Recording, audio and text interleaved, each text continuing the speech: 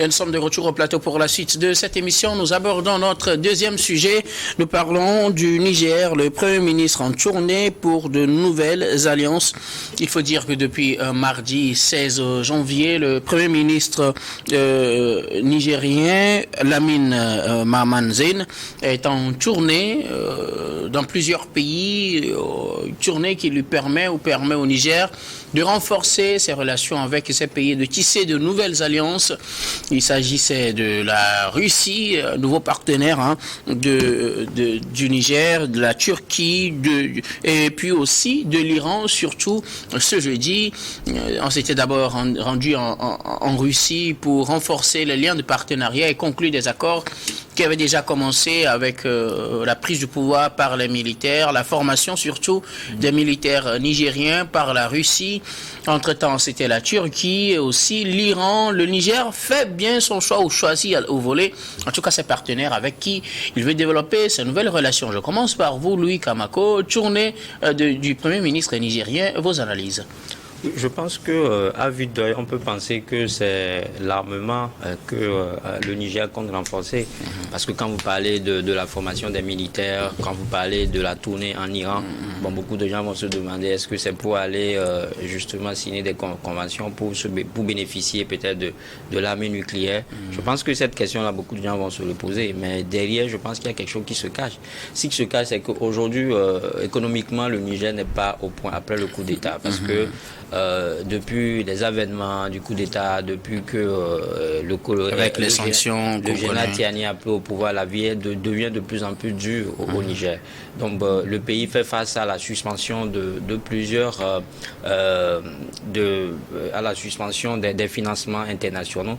Quand vous voyez par exemple une institution comme l'Union européenne qui avait alloué 525 millions de dollars à la Guinée pour la bonne gouvernance de l'économie, de la démocratie et l'état de droit.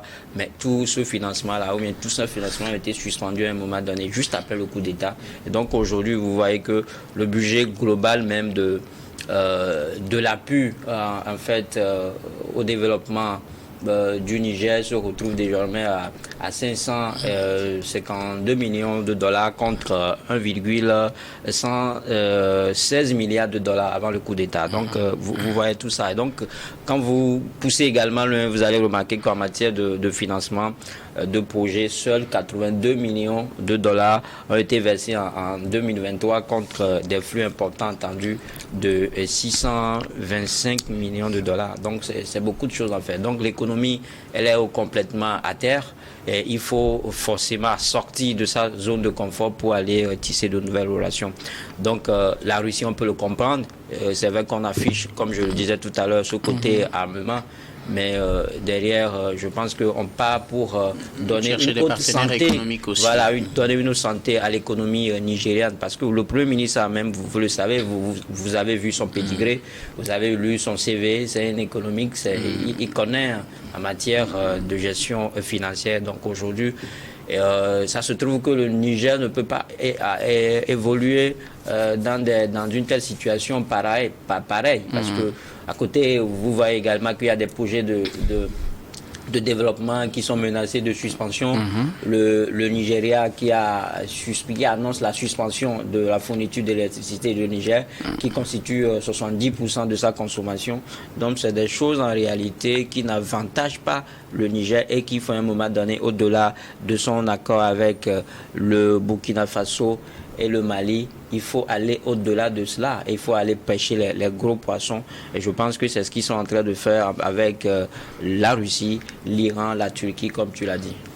Alors, la Serbie, la Turquie, la Russie et l'Iran, ce jeudi, les étapes de cette visite du Premier ministre avec sa forte délégation pour aller chercher de nouveaux partenaires. Vos premières analyses, comme Valentin Mayaba.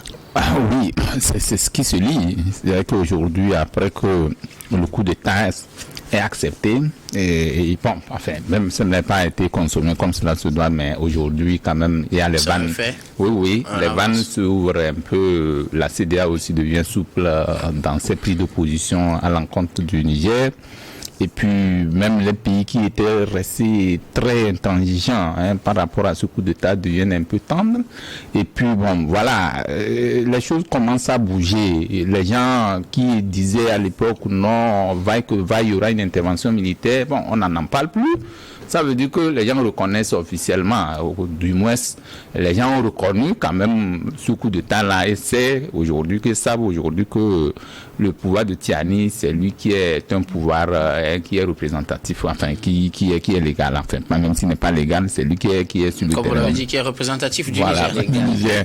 Bon, voilà, bon, pas légitime, mais c'est pas quel mot, dans tous les cas. C'est le pouvoir, voilà, c'est le pouvoir qui est là, comme on le dit. Voilà. Bon, voilà, qu'est-ce qu'il faut faire? Il faut aller vers de nouvelles conquêtes, c'est vrai, mais ce qui, il faut noter, je crois que ils s'inscrivent dans la même logique que les deux précédents qui ont amené le même coup d'État. Quand vous regardez un peu du Burkina et du Mali, parce qu'aujourd'hui, leurs partenaires privilégiés, quand vous voyez, c'est déjà les pays pas les capitalistes, oui, c'est c'est les capitalistes. Quand vous voyez la Russie, vous voyez l'Iran, quand vous voyez la Syrie. Là, leurs ennemis, c'est plutôt les Occidentaux capitalistes. C'est la Russie, c'est la Russie surtout, leur allié. Oui, bon, pas seulement la Russie. C'est que la Russie aussi a ses alliés. La Chine, oui, la Russie aussi a ses alliés. Donc c'est tout ce corridor-là, c'est tout cet ensemble-là vers lequel je crois que ces pays sont en train de tourner, faire face ou faire dos maintenant à la France. Bon, la question que nous posons, c'est une bonne approche, certes, mais ce que l'Afrique demande aujourd'hui n'est pas forcément ça. Mais quand nous crions que non, il faut la bonne gouvernance, il faut celui-ci et là, c'est ça qui amène le coup d'État, qu'on n'arrive pas à donner les moyens pour aller justement contre le terrorisme et tout. Nous n'avons pas les moyens. On dit nous n'avons pas les moyens. Nous avons les moyens, mais nous n'avons pas les moyens. Pourquoi je le dis? Je le dis parce que les moyens dont disposent ces États, qu'on appelle les États puissants, c'est d'ici qu'ils puisent ces ressources-là pour en transformer et venir nous le vendre cher. Donc, nous, notre souci, l'Afrique, je parle de l'Afrique en général, notre souci aujourd'hui, ce n'est pas de quitter Abalo, aller vers Kodjo. C'est de faire de manière à ce que notre économie soit une économie forte. Et avant que nous n'ayons une économie forte, il faut d'abord parler de l'investissement. Donc, quand on n'investit pas, on ne peut pas économiquement être fort. Et donc, ça, je pense que les États... Ils vont à la recherche de partenaires pour venir investir. Oui, des partenaires, je pense que c'est vrai de venir investir. Quand on parle de l'investissement, c'est quoi? C'est-à-dire qu'il faut l'investissement à l'interne. C'est-à-dire qu'aujourd'hui, nous avons des ressources, il faut négocier quand même le partenariat. Ils sont sous sanctions économiques et donc n'ont plus vraiment de moyens. Louis l'a souligné tout à l'heure. Ce n'est pas, la plaie ne date pas d'aujourd'hui. C'est vrai que le Niger, quoi qu'on dise, se classait parmi les pays pauvres. Bien avant les sanctions, c'était un pays pauvre dans la sous-région. C'est-à-dire que l'indice de pauvreté était à un niveau élevé. Donc ça veut dire qu'il y avait, c'est pas que le pays est pauvre en termes de ressources minières, non. Mais quand vous voyez l'indice de pauvreté, il est élevé. Quand vous allez questionner, on va vous demander, mais pourquoi cela? Donc nous disons que aller vers les partenaires, c'est bien, mais il faut repenser la stratégie autrement. C'est-à-dire que vous allez voir que le matin, ceux qui viendront également, bon, ils vont essayer de masquer, mais ils vont surfer sur l'ancienne méthode pour améliorer un tout petit peu, mais ce n'est pas encore suffisant. Il faut repenser la manière autrement pour que nous soyons indépendamment, c'est de façon autonome, quoi. Nous soyons notre propre autonomie. Merci beaucoup. Nous avons été rejoints sur ce plateau par Achraf Ourossama. Il est juriste et secrétaire général du PDP. Bonsoir Achraf et bienvenue. Bonsoir docteur Guillaume, bonsoir mes chers collègues ici sur le plateau. Alors que je présente, disons, mes excuses aux téléspectateurs. Je suis en retard pour des raisons indépendantes de ma volonté. Ah oui, vous rejoignez ces débats. Donc, dans le deuxième sujet, nous parlons donc du Niger avec cette tournée du Premier ministre. Vous nous avez suivi dès le début. Le Premier ministre nigérien est en tournée depuis le début de semaine. La Russie, la Serbie, la Turquie, l'Iran. Oui. pour développer ces partenariats? Oui, pour développer ces partenariats. Bon, aujourd'hui, lorsqu'on essaie de faire, disons, l'état des lieux, disons, économique, politique même du Niger, on voit très bien que c'est un état, vous m'excusez pour l'expression, plus ou moins défaillant. Et donc aujourd'hui, il faut essayer de se positionner sur le plan international. Depuis le coup d'état du 26 juillet 2023, nous savons très bien que ce pays-là est sous sanction. Et donc, pourtant, c'est un pays qui avait quand même des indicateurs économiques très peu enviables. Et donc, aujourd'hui, il faut aller chercher et renforcer d'autres coopérations. Donc, la diversification des partenariats, aujourd'hui, amène le Niger à, disons, renforcer ses liens avec la Russie, avec l'Iran, avec la Turquie. On sait très bien que la Turquie et l'Iran sont quand même des États émergents économiquement, et également qui ont des indicateurs économiques. Et militairement aussi. Militairement aussi très fort. Donc, il faut aller chercher ces soutiens-là. Et moi, je crois que la motivation du Niger, le Niger est convaincu d'avoir du soutien de la Russie. Vous savez très bien qu'il y a de cela quelques mois, il y a une convention de partenariat entre le Burkina Faso et le Niger pour la construction des centrales nucléaires. Et la Russie. Et la Russie, autant pour moi, pour la construction des centrales nucléaires. Aujourd'hui, le Niger souffre vraiment d'un déficit énergétique, alors que ce pays-là regorge vraiment des ressources minières gigantesques. Donc, je crois qu'il ne faut pas être fataliste, il ne faut pas accepter cette situation lamentable dans laquelle le Niger se trouve aujourd'hui.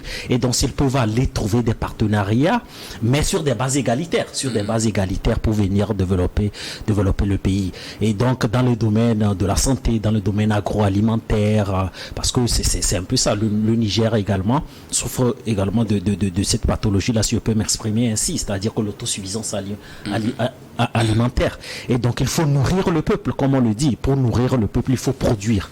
Et donc, sur le plan agricole, je crois que ce pays-là doit faire des efforts. Donc, j'imagine que ceux qui sont au sommet de l'État, notamment le premier Niger, a essayé de faire l'état des lieux des choses. Ils ont compris que les initiatives sur le plan national ne suffisent pas, qu'il faut aller chercher des partenariats. Oui, les partenariats, oui, mais comme je le dis, sur des bases égalitaires, parce que dans la plupart du temps, lorsque les pays africains vont chercher de l'investissement, lorsque vous cherchez de l'investissement auprès d'un État, c'est-à-dire que ça vous place dans une situation de dépendance, quoi qu'on le dise. Parce que ces pays-là, oui, vont accorder des prêts ou vont apporter du soutien dans le domaine diversifiés au Niger, mais ils attendent aussi quelque chose. Et on sait très bien qu'aujourd'hui, du point de vue sur le plan géopolitique, le Niger également occupe une place très importante dans la sous-région. Et donc, il y a une confrontation idéologique entre le bloc occidental et le bloc de l'Est. Et donc, du coup, le Niger occupe cette place-là. Donc, tout le monde veut se positionner.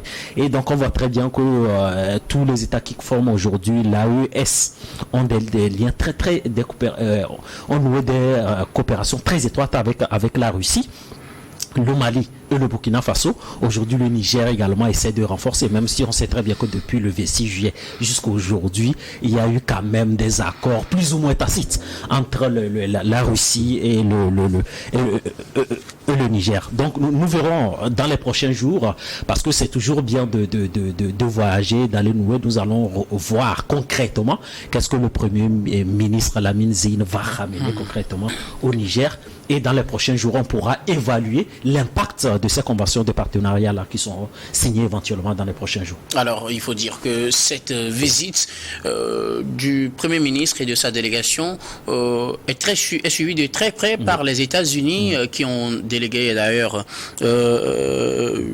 Molefi, qui représente donc les États-Unis. Elle est la secrétaire d'État américaine adjointe chargée donc des affaires africaines à Niamey. Elle suit de près donc l'évolution de la situation, surtout avec le rapprochement entre Niamey et Moscou. Elle avait déclaré que les États-Unis suivent de près donc cette situation et que le partenariat ou le rapprochement entre la Russie et Moscou est suivi de près parce que les États-Unis font également pratiquement la même offre pour le Niger pour lutter contre le terrorisme.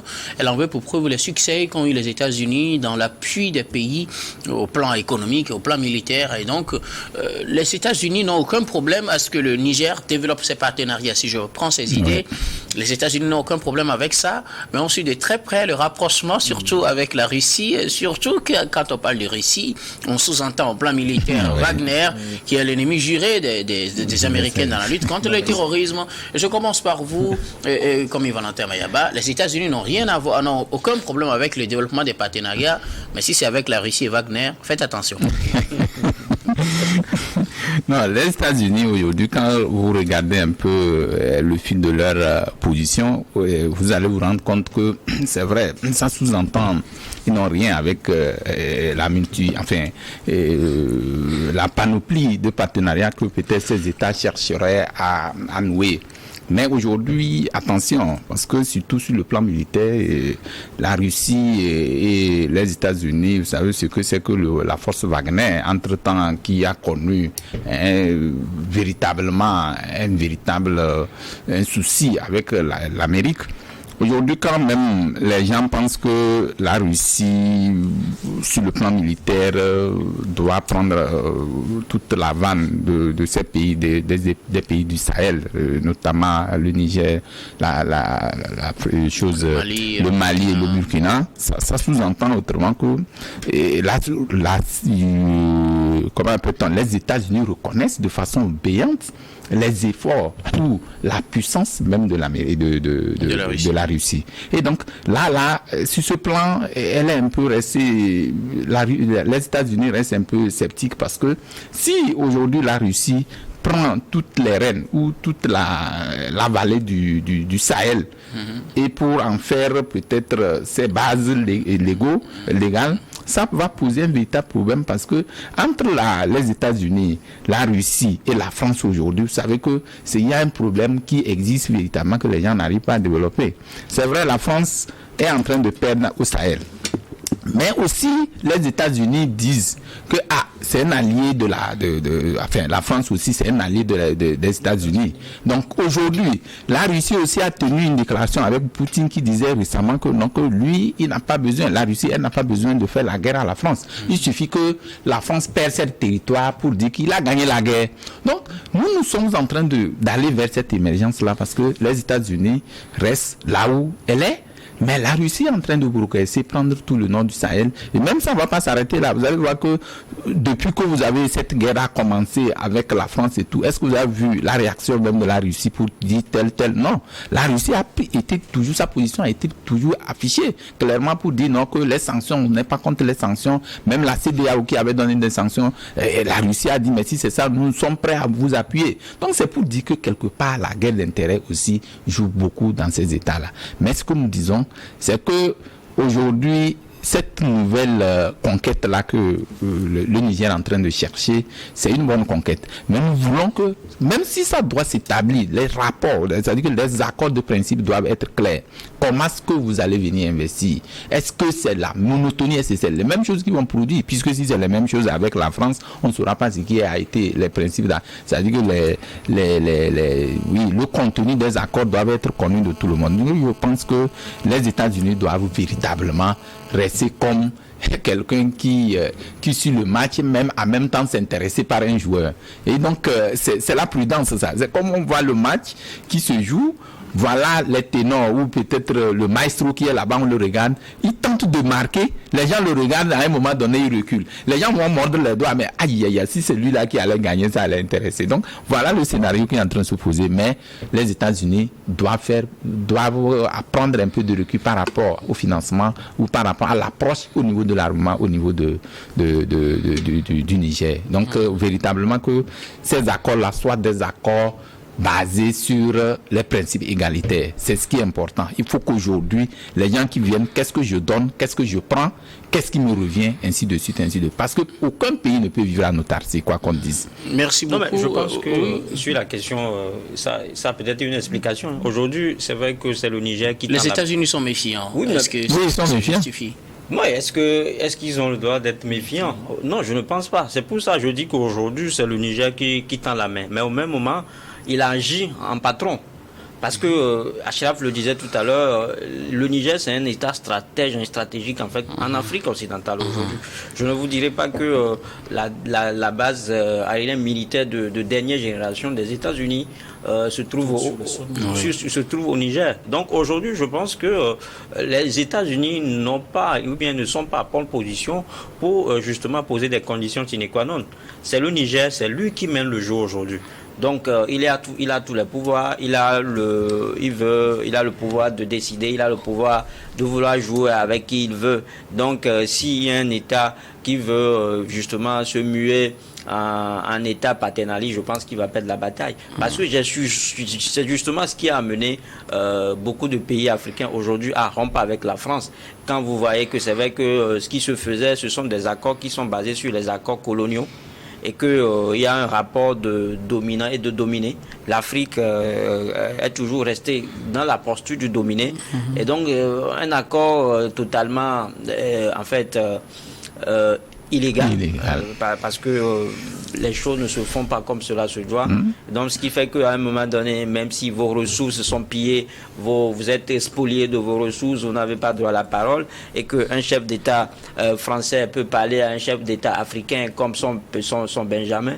Donc, je pense que tout cela a exacerbé à un moment donné les Africains qui, aujourd'hui, soutenus par une génération consciente, soutenus par une génération d'éveil, tentent de renverser la vapeur. Et donc, tout cela est pris en compte aujourd'hui. Et quand un État veut également refaire la même chose, je ne pense pas que ça va passer. C'est pour ça que je dis qu'aujourd'hui, les États-Unis ne sont pas à pole position pour imposer quoi que ce soit au Niger. Aujourd'hui, c'est le Niger qui veut, qui sait ce qu'il veut, et donc c'est lui qui va vers les partenaires, et c'est lui qui va leur parler, c'est lui justement qui va leur faire des propositions. Si ça leur sied, on va signer une convention. Si ça ne passe pas, ils vont repousser le chemin.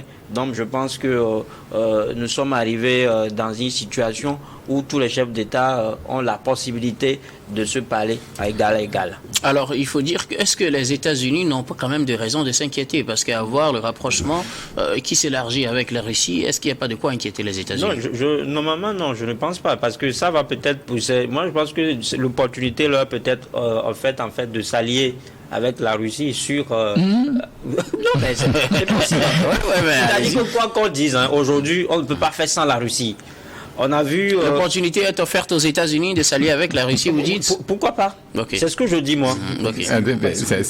Voilà, c'est une hypothèse. Justement, c'est une hypothèse, en fait. C'est-à-dire qu'au moins, vous dites que sur ce terrain-là, on ne s'entend pas. Mais ici, là, nous avons en fait un partenariat en commun qui nous amène à travailler ensemble. Donc, en tout cas, ce ne sera pas une première puisque les deux cohabitent maintenant en République centrafricaine, autour des forces armées centrafricaines, dans la lutte contre les mouvements rebelles et tout. C'est un scénario qu'il ne faut pas quand même exclure. Oui, Ashraf? Non, c'est hyper intéressant l'hypothèse que Louis. Monsieur lui vient d'établir. Non, mais c'est une hypothèse qu'il ne faut pas exclure, même si cela paraît improbable. Ça, il faut le dire clairement. Mais moi, c'est quand même, je suis quand même stupéfait de l'attitude aujourd'hui des États-Unis. Aujourd'hui, lorsque vous vous intéressez même aux écrits même des spécialistes même du droit international, lorsque vous scrutez même le discours même des États-Unis aux Nations Unies, voici un État qui fait l'apologie du multilatéralisme en disant que oui, les États doivent coopérer sur le principe égalitaire et qu'il ne doit pas y avoir de subordination d'un État à un autre, d'où la pertinence de la notion de souveraineté en droit international. Mais voici un État qui, en fait, ils ont une posture paternaliste en disant que nous sommes méfiants vis-à-vis, mais vous n'êtes pas méfiants. Voici un État souverain qui prend l'initiative de coopérer avec d'autres États. Je ne sais pas pourquoi les États-Unis aujourd'hui adopte cette attitude-là. Lorsque les États-Unis décident de nouer des relations avec des pays d'Amérique du Sud, de l'Asie, du Sud-Est, de l'Afrique du Nord, jamais le ministre des Affaires étrangères ou le droit de délégation au Nigeria lui dit mais nous sommes assez méfiants de l'attitude des États-Unis vis-à-vis. Oui, on le sait très bien qu'il y a la volonté de puissance des uns et des autres, mais il faut quand même respecter le principe d'égalité dont bénéficient les États sur le plan international. Voilà, donc je crois que le Niger doit s'affirmer. Il faut s'inscrire dans cette logique-là pour aller chercher des partenariats. Bon, maintenant, M. Mayaba dit oui, il ne faut pas déshabiller Paul pour habiller je ne sais pas qui. Oui, Pierre ou Paul. Effectivement, il faut être extrêmement prudent. C'est-à-dire que lorsqu'on parle de l'investissement aujourd'hui dans nos États, nous devons être beaucoup plus regardants, comme je l'ai dit. C'est-à-dire que les investissements nous créent dans une situation de dépendance qui ne dit pas son nom. Oui. Vous aviez le Niger qui regorge des ressources minières gigantesques. On parle du pétrole brut, on parle de l'or, on parle même de l'uranium. Et aujourd'hui, ce pays-là souffre du déficit vraiment énergétique. Alors que le Niger, si les choses étaient faites vraiment dans les règles de l'art, je crois que c'est le Niger qui doit alimenter toute la sous-région. Je suis désolé. Le Niger doit être capable de fournir l'électricité à tous les pays de la CEDEAO. Donc, je crois que dans les années à venir, cela peut arriver. Maintenant, quand on va chercher, quand on nous des conventions du partenariat avec le Niger, parce qu'ils ont aussi peut-être la volonté manifeste de construire des centrales nucléaires pour mettre fin à ce déficit énergétique-là. Mais moi, je crois qu'à un moment donné, il faut faire confiance aussi à la compétence locale. Il y a aussi de l'expertise, ou bien cette génération-là ira se former au Niger, mais dans les prochaines années, dans 5 ans, on ne veut plus entendre qu'un État envoie ces enfants pour aller étudier en Europe, pour avoir de l'expertise, pour venir construire des centrales nucléaires. C'est pour cette raison que je dis, il faut faire confiance à la compétence locale. Ça nous coûte moins cher, on maîtrise nos informations confidentielles, on fait preuve de patriotisme, et là, bon, nos États pourront prospérer économiquement sur le plan énergétique. Nous n'allons pas continuer, parce qu'on fait toujours le tour du monde. Vous le savez très bien qu'il y a plusieurs sommets. On parle de sommets Russie-Afrique, France-Afrique. Bon, à un moment donné, je crois qu'il faut sortir de ces schémas-là qui infantilisent nos États. Nous sommes des États souverains, nous devons avoir une volonté de puissance, nous devons nous affirmer davantage sur le plan international, et nous devons nouer surtout des conventions de partenariat qui nous bénéficient politiquement et économiquement. Alors, je reviens sur la position des États-Unis. Je disais tout à l'heure, le déplacement, ce n'est pas seulement en Russie, c'est aussi en Serbie, c'est aussi en Turquie, c'est aussi en Iran surtout. On sait que ces pays sont tous très mal vus par les États-Unis, ou du moins sur certains plans. Est-ce que les États-Unis n'ont pas de raison de s'inquiéter de ce rapprochement entre le Niger et ces pays? Non, mais ils n'ont pas de raison de s'inquiéter.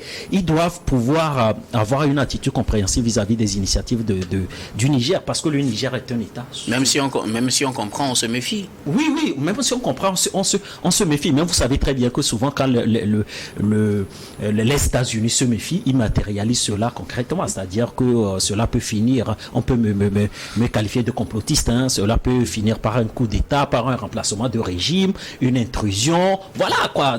Ils ont ce génie-là souvent de renverser des régimes qui ne sont pas en connivence avec leur idéologie. Et donc, je dis tout simplement, sur la base d'un principe qui est connu en droit international, le Niger est un État souverain. Donc, à partir de là, le Niger peut nouer des relations avec n'importe quel pays, indépendamment de leur idéologie. Et on doit être tranquille, même si le Niger va prendre notre ennemi venir avec nous. Nous devons être tranquilles dans notre tête. Ce n'est pas une question de... L'ennemi des États-Unis n'est pas l'ennemi, en fait. Je le refuse pas.